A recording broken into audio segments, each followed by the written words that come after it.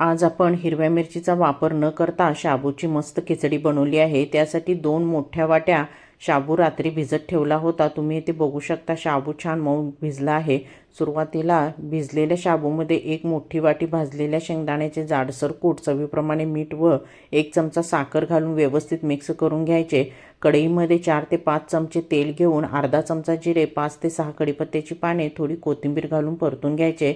आता यामध्ये हिरवी मिरची न वापरता 1 चमचा लाल तिखट घालून भिजलेला शाबू घालून व्यवस्थित मिक्स करायचे।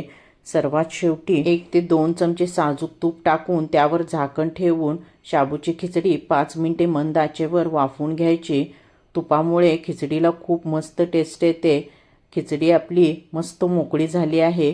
वरून थोडी बारीक चिरलेली कोथिंबीर व आवडीनुसार थोडे भाजलेले शेंगदाणे घालून दह्यासोबत ही खिचडी सर्व करायची।